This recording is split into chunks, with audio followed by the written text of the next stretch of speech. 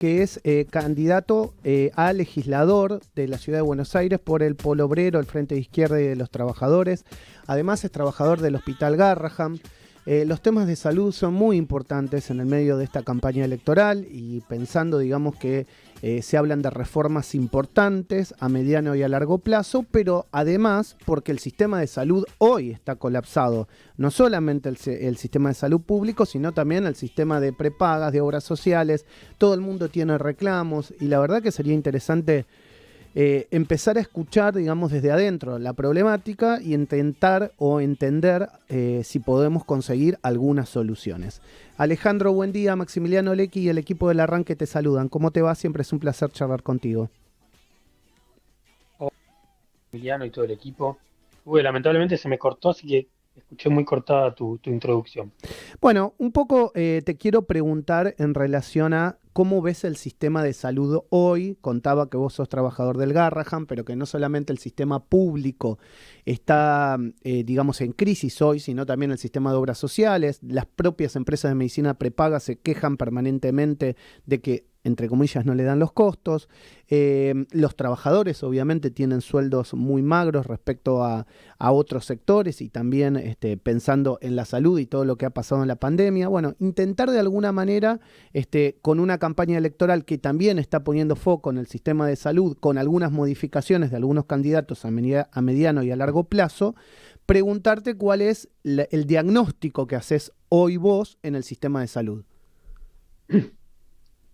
Bueno, como de algún modo vos introducís, el colapso del sistema de salud actual es una realidad que trasciende las fronteras de lo que comúnmente se suele llamar subsistemas.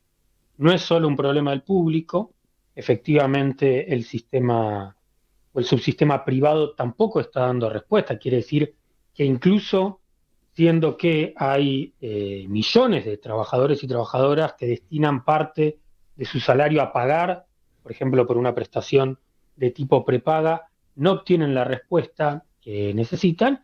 Y bueno, en el sistema de salud incluso estamos asistiendo en muchos lugares al cierre de guardias. En el Hospital de San Justo, por dar un ejemplo emblemático del último periodo, hemos visto el cierre de la guardia pediátrica Uh-huh. y esta falta de profesionales, falta de insumos, falta de recursos, es una realidad que podemos ver a escala nacional.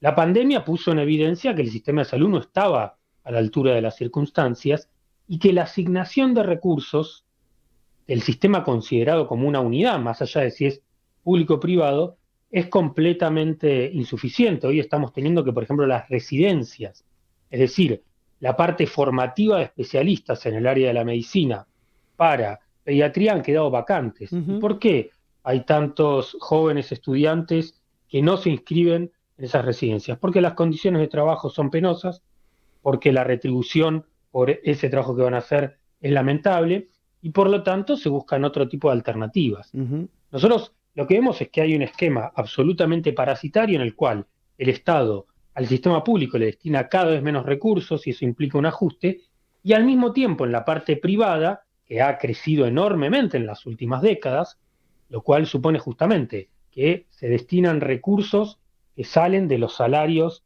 de los trabajadores y trabajadoras, que antes, en el pasado, no destinaban parte de su salario a pagar por la salud, porque en el hospital público se encontraba esa respuesta, hoy destinan parte de su salario a financiar esto, y la parte que decía parasitaria es que hay una renta, una ganancia de empresarios que nada tiene que ver con la provisión de la salud, que para nosotros, por definición, tendría que estar integrada en un sistema único. Uh-huh. El hecho de que existan distintos sistemas, que además, en el caso del sistema privado, recibe una cantidad de subsidios estatales monumentales. Cuando fue la pandemia eso se puso muy en evidencia, pero también ocurre ahora con exenciones impositivas, con un montón de cuestiones. Y del otro lado del mostrador tenemos a pacientes que no tienen la respuesta que necesitan y a trabajadores y trabajadoras que están cada vez en peores condiciones. Ustedes sabrán que el pluriempleo, por ejemplo, en salud, es algo muy común. Entonces, las enfermeras tienen 2 y hasta 3 trabajos. Técnicos de laboratorio de imágenes, 2 y hasta 3 trabajos. Médicos y médicas también. Entonces, hay algo que no está funcionando. Un sistema único, es decir, lo que está planteado ahora es un replanteo integral. Si hubiera un sistema único, público, con los recursos correspondientes, enmarcado en un plan que apunte, por ejemplo, a desarrollar aquellas profesiones que hoy tienen una suboferta de especialistas y demás, por ejemplo, en enfermería. Es absurdo que tengamos que una persona para completar un sueldo tenga que tener 2 trabajos. Ujú. Bueno, entonces, ¿cuál sería la forma de que haya más enfermeras y que las que existen cobren mejor para que no tengan que tener 2 trabajos? Bueno, eso requiere una inversión de recursos, fortalecer esas carreras y todo eso. A ver, si te estoy escuchando. A ver, se me cortó Alejandro. ¿Vos me estás escuchando bien ahora? Bueno, estamos charlando con Alejandro Lipkovich, que es candidato a legislador del Partido Obrero, del Frente de Izquierda y de los Trabajadores. Se cortó hace nada más que un minuto, así que bueno, vamos a tratar de retomar la comunicación. A ver, Alejandro, ¿ahora me escuchás? Sí, yo te escucho Ah, perfecto. perfecto. Bueno, se te cortó al final, pero el concepto quedó claramente esbozado. Eh, Cuando vos me contás esto del pluriempleo, que se necesita, digamos, tener 2 o 3 trabajos para llegar a un sueldo mínimo, eso en general, Alejandro, nos está pasando en todos los rubros, o en gran parte de la Argentina, Totalmente. por no decirte en el 100%, pero en el 80, en el 90% nos está pasando a todos. Entonces, cuando, digamos, tenemos esta realidad con una inflación tan extraordinaria, de la cual yo realmente no tengo recuerdo con mis 40 y pico de años, digamos, necesitamos un arreglo, ¿no? Más coyuntural, más general. Y ahí me parece que desde el Frente Izquierda ustedes tienen una propuesta que hace muchos años vienen esbozando. Pero ¿qué pasó en la PASO? ¿Por qué eso no se pudo traducir en números? Bueno, nosotros, yo en particular soy militante del Partido Obrero y estamos debatiendo públicamente esta realidad, porque indudablemente se ha expresado una votación de repudio a los partidos que vienen gobernando el país hace 40 años, que son el peronismo y Juntos por el Cambio, digamos. Ujú. El peronismo ha retrocedido de 2019 acá 6 millones de votos. Juntos por el Cambio parecía iba a ser el reemplazo y ha sido castigado también en la elección.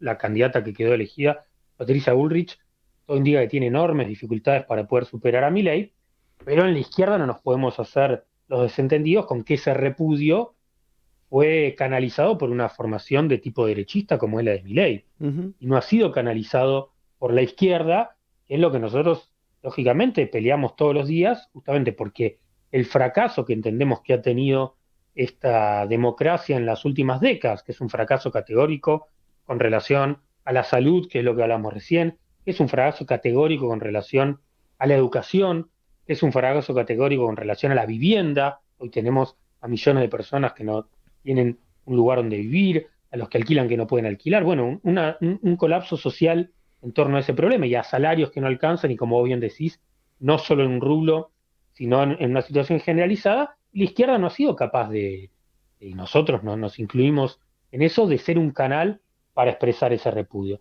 Sin lugar a dudas, nosotros tenemos que reforzar una cantidad de problemas dentro de los cuales uno central nos parece que es que la experiencia en particular del kirchnerismo se ha colocado en forma trucha como una expresión de izquierda del sistema político. Y nosotros, en particular en el Partido Obrero, siempre hemos dicho que eso no es la izquierda, que nosotros no estamos por un estatismo que no resuelve ninguno de los problemas de las masas trabajadoras, que al contrario se los agrava y que ese estatismo además termina sirviendo, por ejemplo, para la fuga de capitales, para el pago de la deuda y no para resolver los problemas que tenemos como trabajadores. Pero Ujú. indudablemente no hemos logrado colocar esa separación tan tajante. Y hoy la izquierda ha tenido una mala elección en el contexto de que la derecha logró colocarse como vocera de un repudio al régimen y un repudio a lo que ellos llaman la casta. Ujú. Que bueno, ahora hay un desafío de mostrar que ese repudio que Milei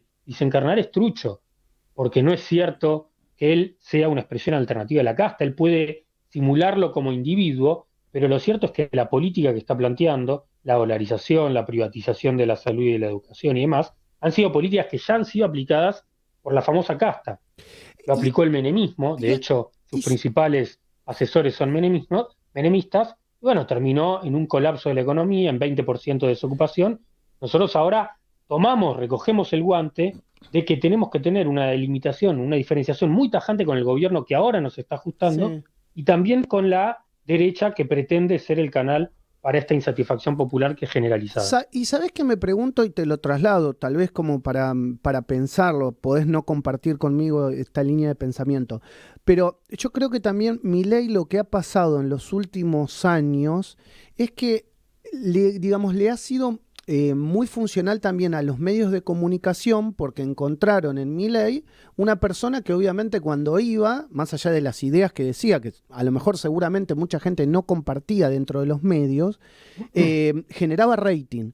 Y tal vez lo que le ha pasado a la izquierda, que también tenía propuestas como Milei, por ahí del otro lado, pero no es invitada a los medios de comunicación como le pasó a Milei. ¿Por qué? Porque a lo mejor no encontró la persona individual que enamore y que genera ese rating en la invitación a los medios.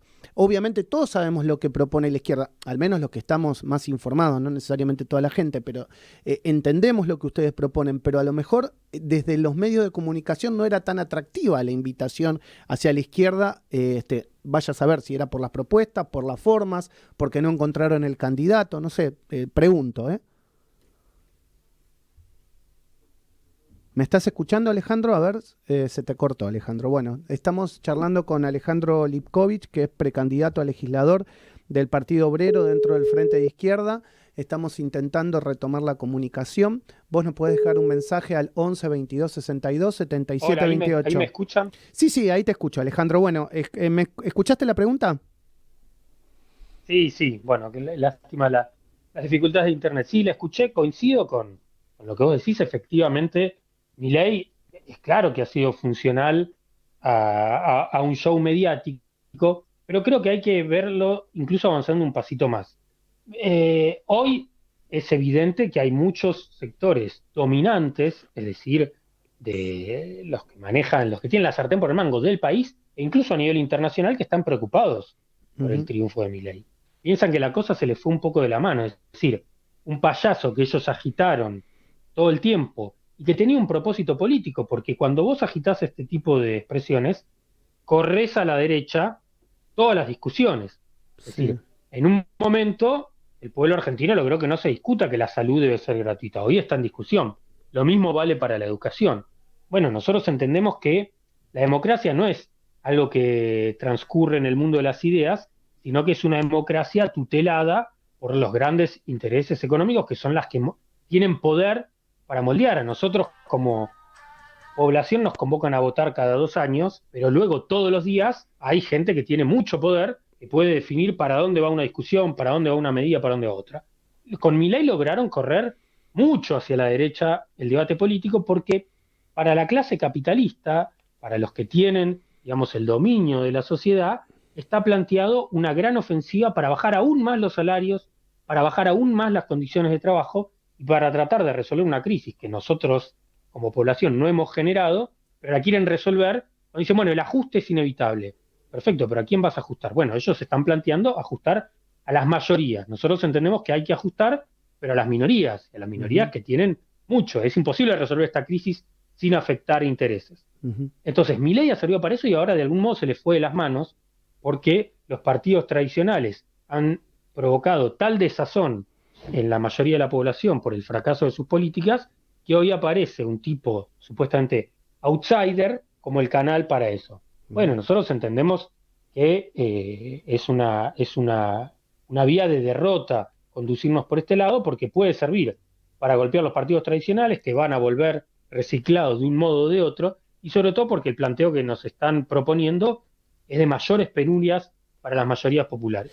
Bueno, Alejandro, te hacemos la última de la mano de Julio Gerus. Puedes preguntarle a Alejandro, Julio. ¿Qué tal, Alejandro? ¿Cómo estás? ¿Todo bien?